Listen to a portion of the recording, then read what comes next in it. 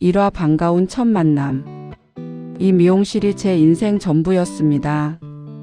30년이에요. 제가 이 작은 미용실 문을 처음 연 게 손님 한 분 한 분 정성껏 모시면서 새벽 6시에 일어나 밤 9시에 문 닫는 게 일상이었죠. 손은 거칠어지고 허리는 아파도 이 일이 좋았어요.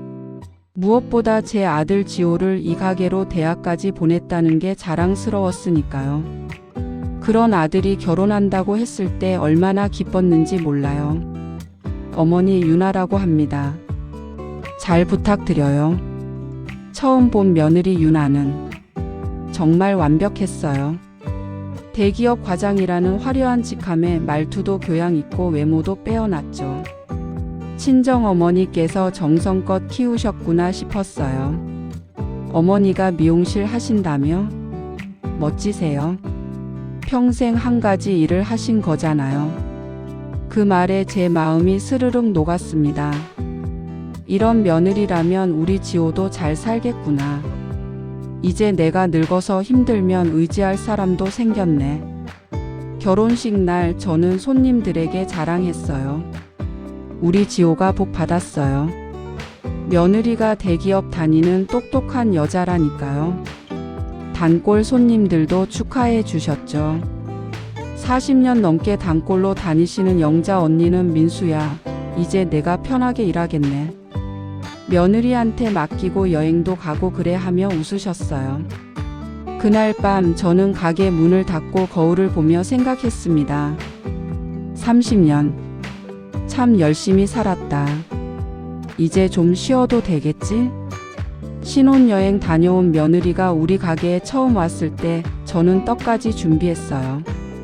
단골 손님들께 인사시켜 드리고 싶었거든요.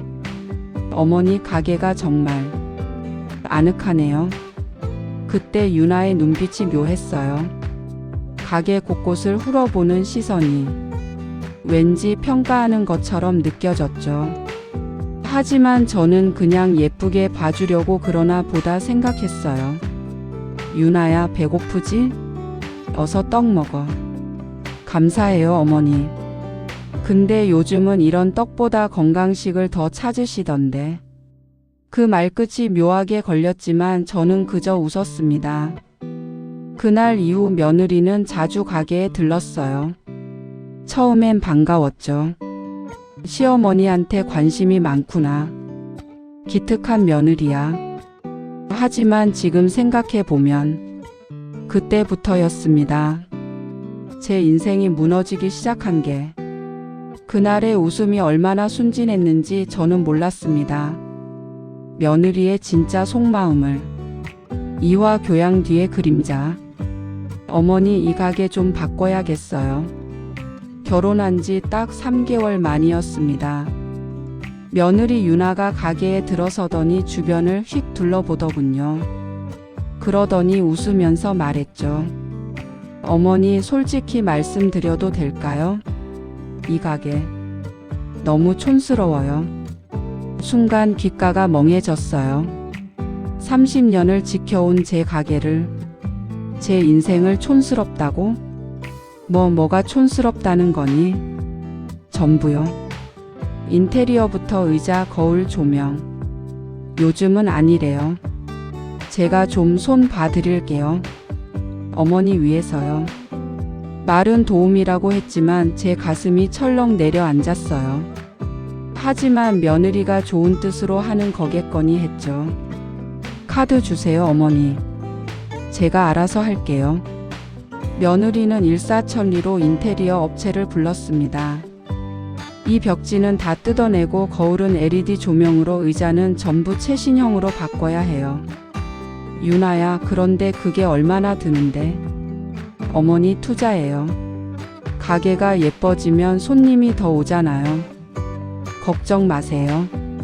그렇게 공사가 시작됐어요. 근데 이상한 건 견적서를 저한테는 안 보여주더라고요. 어머니는 모르셔도 돼요. 제가 다 처리할게요.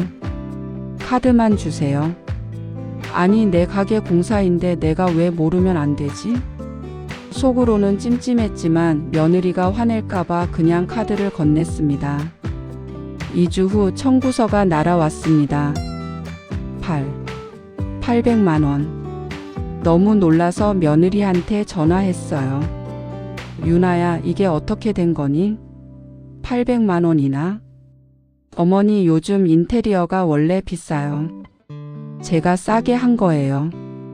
이 정도면 양심적인 거라고요. 전화를 끊고 나니 손이 떨렸어요. 30년 모은 돈이 단 2주 만에 800만 원이 날아갔어요. 더 기가 막힌 건 그 다음이었습니다. 어머니, 이런 헤어스타일 요즘 누가 해요? 단골 손님 영자 언니가 파마를 하러 오셨어요. 40년 넘게 저한테만 머리를 맡기신 분이죠. 민수야, 오늘도 똑같이 해줘. 내 손맛이 최고야. 제가 열심히 파마를 하고 있는데 가게에 들어온 유나가 크크 웃더군요. 어머니, 지금 이 스타일 해드리는 거예요? 이거 90년대 아줌마 스타일인데.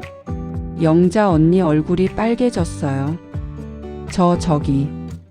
며느님, 제가 이 스타일이 편해서요. 아유, 할머니, 세상이 변했어요. 요즘은 이런 거 안 해요. 어머니도 손님들 생각해서 트렌디한 스타일 공부 좀 하셔야죠. 그 말을 듣는 순간 제 손이 미세하게 떨렸습니다. 30년간 한 번도 떨리지 않던 이 손이. 영자 언니는 그날 파마를 끝까지 안 하시고 그냥 가셨어요. 민수야, 미안해. 다음에 올게. 하시면서요. 문이 닫힌 후 저는 며느리를 봤습니다. 유나야, 손님 앞에서 그러면 안 되지. 어머니, 제가 뭘 잘못했어요? 사실대로 말한 건데. 어머니가 너무 옛날 방식만 고집하시니까 그러는 거잖아요. 며느리는 태연하게 스마트폰을 보며 나갔어요. 저는 텅 빈 가게에 홀로 남아 거울 속 제 얼굴을 봤습니다. 30년을 지켜온 이 자리에서 처음으로 눈물이 났습니다. 내가 정말 촌스러운 걸까? 내 손님들이 부끄러운 걸까? 그날 밤 저는 서랍을 열었습니다. 카드 명세서를 꺼내서 한 장 한 장 확인했어요. 인테리어 800만 원, 그리고 제가 결제한 적 없는 명품 가방 280만 원, 레스토랑 90만 원. 손이 덜덜 떨렸습니다. 분노가 아니라 배신감이었어요. 삼화 가족의 균열. 엄마, 유나도 좋은 뜻으로 하는 거야. 새벽 5시 저는 아들 지호를 불러냈습니다. 가게 앞 벤치에 나란히 앉아 차가운 11월 바람을 맞으며 말했어요. 지호야, 유나가 엄마 카드로 800만 원을 썼어. 인테리어 한다더니 명품 가방도 사고 비싼 레스토랑도 가고. 아들은 한참을 말이 없더니 한숨을 쉬었습니다. 엄마, 유나도 좋은 뜻으로 하는 거야. 가게 예뻐지면 손님 더 오잖아. 명품 가방도 회사 다니면서 필요한 거고. 지호야, 내 카드로 몰래 산 거야. 엄마한테 말도 없이. 에휴, 엄마. 며느리가 시어머니한테 일일이 물어보고 살 수는 없잖아. 요즘 세상이 그래. 내 아들이 나한테 이럴 수가. 가슴이 무너져 내렸습니다. 30년을 혼자 키운 아들이 결혼한 지 3개월 만에 달라졌어요. 그래, 엄마가 꼰대구나. 엄마가 시대에 뒤떨어진 거지. 엄마, 그게 아니라. 됐어. 가봐. 아들은 미안하다는 말도 없이 그냥 돌아갔습니다. 그날부터 저는 혼자였습니다. 며느리는 더 대담해졌어요. 가게 금고 비밀번호를 어떻게 알았는지 하루 매출을 가져가기 시작했습니다. 어머니, 전기세 내야 해서요. 제가 대신 내드릴게요. 그런데 전기요금 고지서를 확인해 보니 이미 자동이체로 나간 상태였어요. 그럼 유나가 가져간 35만 원은? 유나야, 전기세는 이미 나갔던데. 아, 그럼 다른 공과금 내는데 쓸게요. 어머니 이것저것 따지시면 피곤해요. 따지는 게 아니라 제 돈인데도 설명조차 못 듣게 됐습니다. 더 충격적인 건 그 다음이었습니다. 어느 날 시아버지, 그러니까 제 남편 통장이 사라졌어요. 하늘로 간 지 5년 된 남편이 남긴 보험금 통장. 3천만 원이 들어 있었죠. 나중에 지호 결혼 자금 보태려고 아껴둔 돈이었어요. 지호야, 아빠 보험금 통장 봤니? 응? 그거 유나가 가지고 있을걸? 주식 투자한다고. 뭐? 누가 주식 투자하래? 전화를 끊고 며느리한테 달려갔습니다. 유나는 태연하게 노트북을 보고 있더군요. 화면엔 주식 차트가 가득했어요. 유나야, 시아버지 통장 어디 있어? 어머니 진정하세요. 그 돈 그냥 놔두면 이자도 없잖아요. 제가 주식으로 불려드리려고요. 누가 불리래? 그건 너 줄 돈이 아니야. 어머니, 결국 지호 돈이고 제 돈이잖아요. 제가 재테크 잘하니까 맡기신 거 아니에요? 내가 언제 맡겼어? 아버지께서 말씀하셨는데요. 어머니가 허락하셨다고. 순간 모든 게 이해됐습니다. 아들을 구슬려서 통장을 빼냈구나. 그리고 아들은 엄마한테 말도 안 하고. 유나야, 그 통 당장 내놔. 싫은데요. 벌써 2천만 원 투자했어요. 지금 빼면 손해예요. 뭐? 2천만 원을 손해 나면 어머니가 책임지실 거예요? 며느리는 웃으면서 노트북을 닫았습니다. 저는 그 자리에서 주저앉을 뻔했어요. 그날 밤 저는 서랍을 열었습니다. 카드 명세서, 통장 내역서, 금고에서 사라진 현금 기록.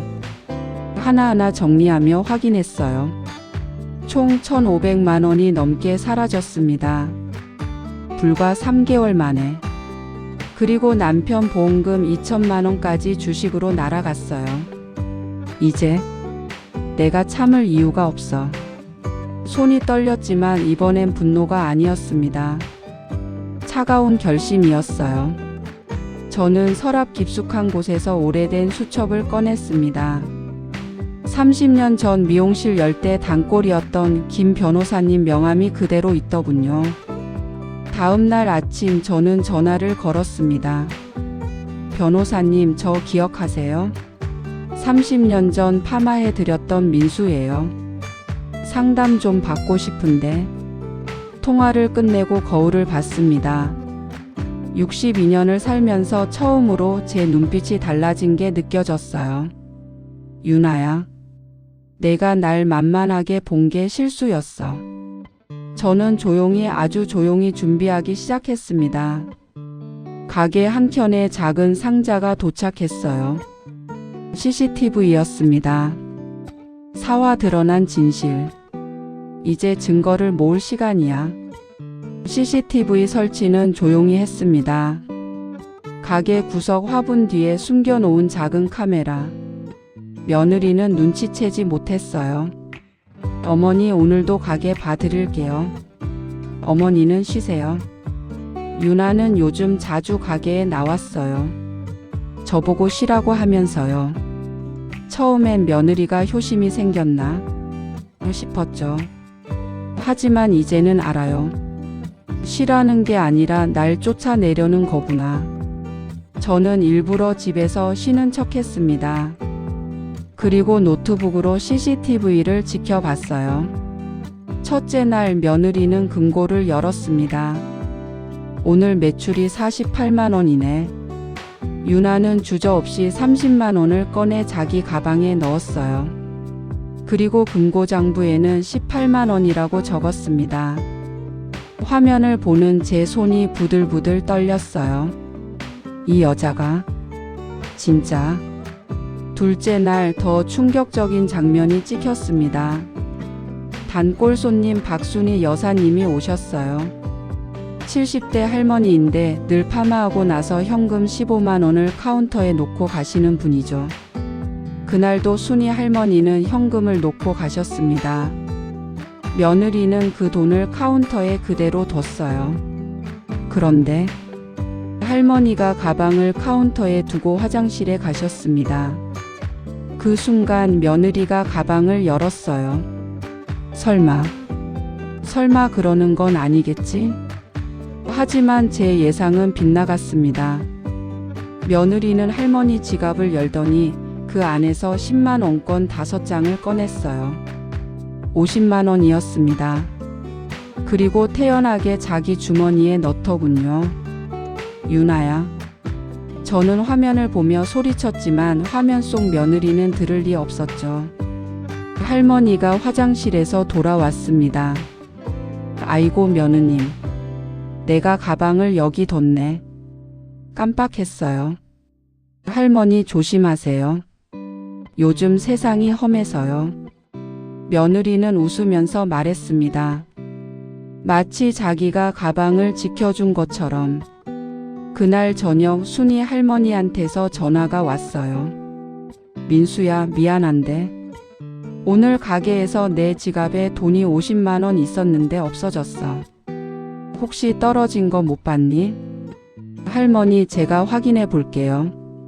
전화를 끊고 눈물이 났습니다. 40년 단골 손님한테 이런 일이 생기다니. 우리 가게에서. 셋째 날 저는 결심했습니다.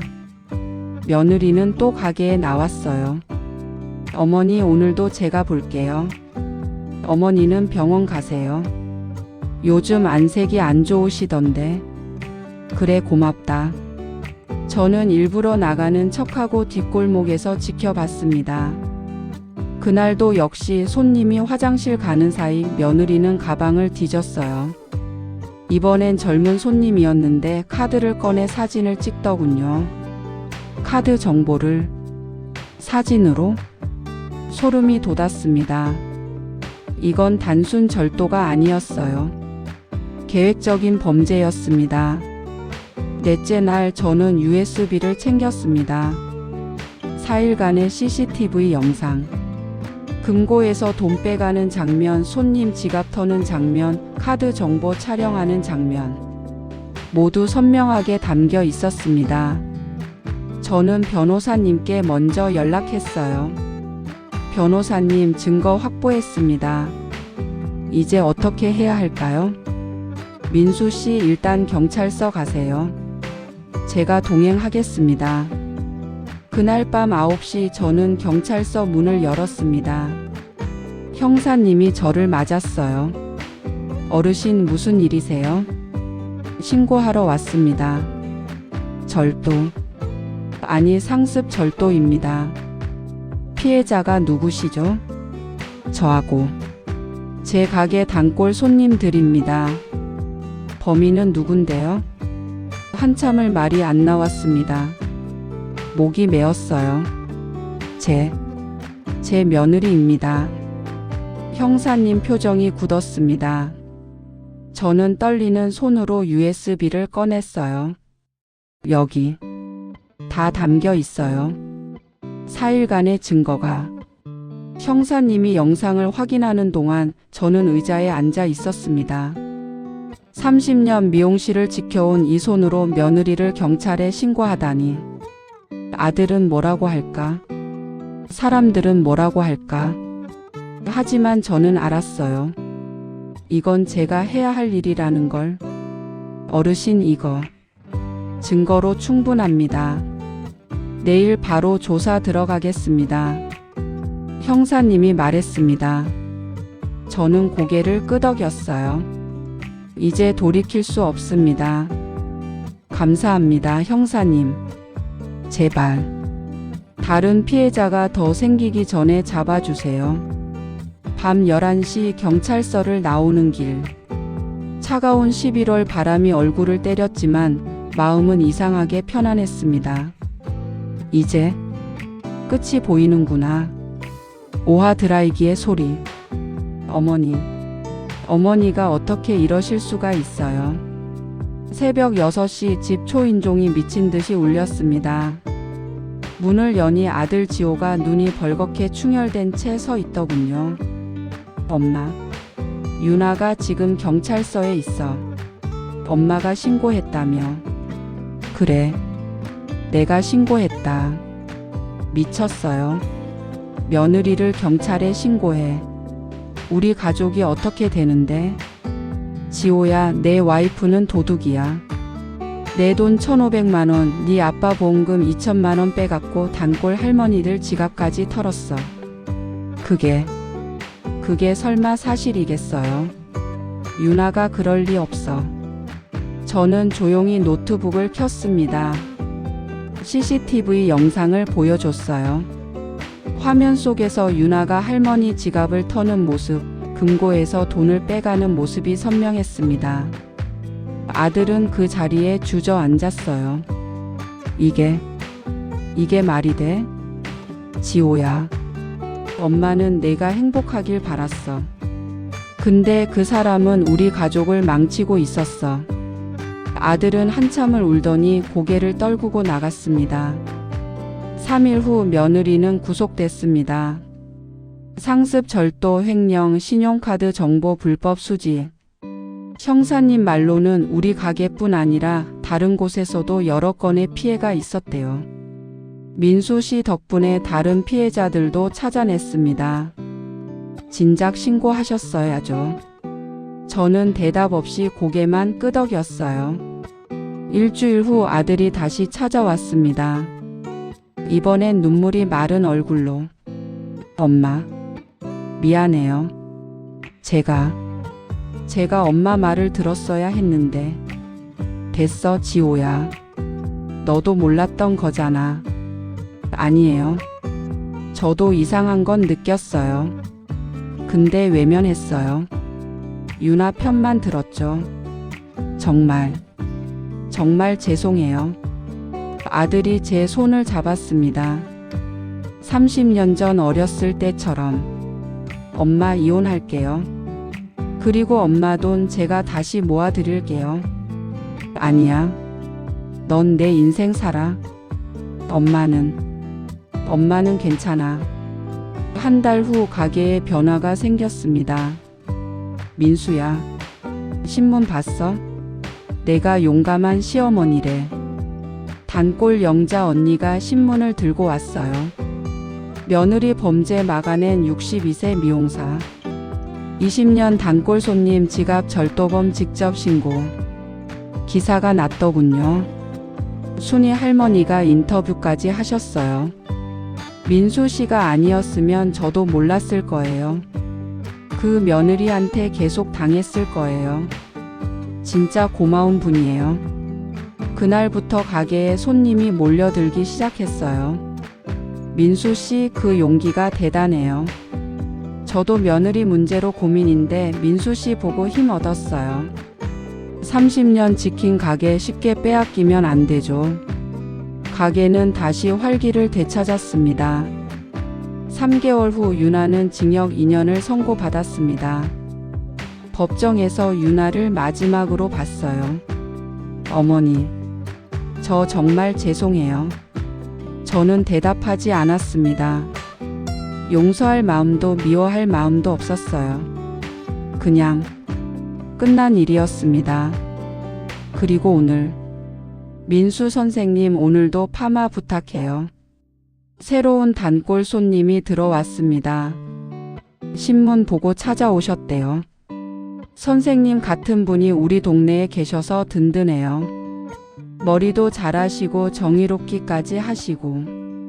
저는 웃으며 가운을 씌워드렸어요. 과찬이세요. 저는 그냥 제가 할 일을 했을 뿐이에요. 드라이기를 켰습니다. 위 30년간 들어온 이 소리. 예전엔 이 소리에 한숨이 섞여 있었죠. 언제까지 이 일을 해야 하나. 하지만 지금은 다릅니다. 이 소리엔 자부심이 담겨 있어요.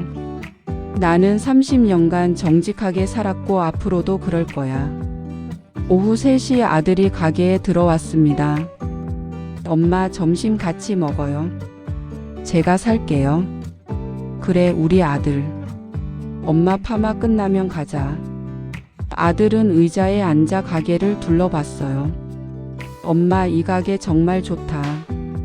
엄마 손때 묻은 이 공간이 진짜 소중한 거였네. 너도 이제 알았구나. 엄마, 제가 가게 좀 도와드릴게요. 주말에라도 청소하고 그럴게요. 그래, 고맙다. 저는 손님 머리를 말리며 생각했습니다. 30년. 참 길고도 짧은 시간이었네. 며느리한테 가게를 뺏길 뻔했지만 결국 지켜냈어요. 제 손으로, 제 용기로. 이제 이 가게는 더 단단해졌습니다. 저녁 6시 마지막 손님을 보내고 문을 닫았습니다. 거울을 닦으며 제 얼굴을 봤어요. 주름은 더 깊어졌지만 눈빛은 더 또렷해졌습니다. 민수야, 수고했어. 오늘도. 혼자 중얼거리며 드라이기를 정리했어요. 내일도 새벽 6시면 이 가게 문을 열 겁니다. 30년을 지켜온 것처럼 앞으로도 지켜갈 겁니다. 이곳은 제 인생이니까요. 위잉. 드라이기 소리가 다시 들립니다. 이제 그 소리에는 한숨 대신 통쾌함이 섞여 있습니다. 여러분, 민수 씨의 이야기 어떠셨나요? 30년을 지켜온 가게를 며느리에게 빼앗길 뻔했지만 결국 용기 내어 정의를 지켜낸 이야기였습니다. 가족이라도 잘못된 건 바로 잡아야 합니다. 참는 게 미덕이 아니에요. 당당하게 맞서는 게 진짜 용기입니다. 혹시 여러분도 비슷한 경험 있으신가요? 댓글로 나눠주세요. 오늘 이야기가 도움이 되셨다면 좋아요 버튼으로 응원해 주시고 구독과 알림 설정으로 더 많은 이야기 만나보세요. 다음에는 더 통쾌한 이야기로 찾아뵙겠습니다. 시청해 주셔서 감사합니다.